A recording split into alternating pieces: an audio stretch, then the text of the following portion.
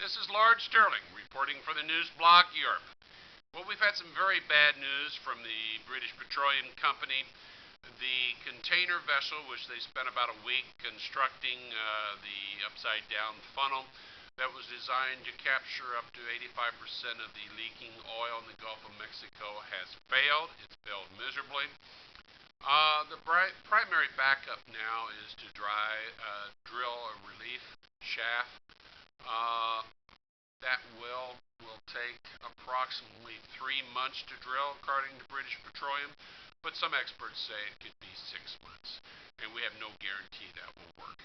Right now, we have an undersea volcano gushing crude oil at the rate of approximately 210,000 gallons per day. The problem is it's picking up sand. The piping is being sandblasted on the inside. It's not designed for that. They expect the entire system to fail and fail fairly soon. When it does fail, we'll see a 12-fold increase or more in the volume of oil. There'll be something like 2.5 million gallons of crude oil coming out every single day.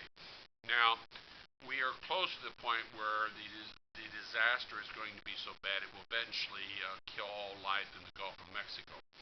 At 2.5 million gallons going on, who knows, months, that becomes a threat to the entire planet.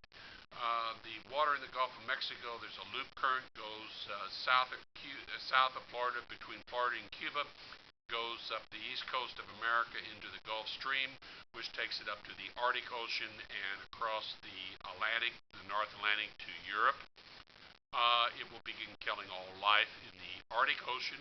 In the North Atlantic, it will move down. It will move in the Mediterranean and also the South Atlantic.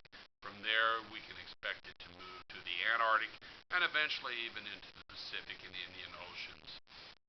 And will dramatically change weather patterns because the oil forms a sheen on the ocean, prevents the evaporation. This could be a disaster, literally of Armageddon, of biblical proportions.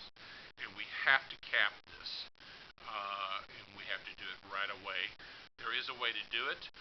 It's to use a nuclear device. Now, the Soviet Union, on 5 occasions, the Russians had to use nuclear devices to cap out-of-control gushers. They had a natural gas gusher in Siberia that they tried everything to cap. It burned out of control for 3 years. You could actually see it from outer space. It was so bright. And they eventually used a nuclear device to cap it.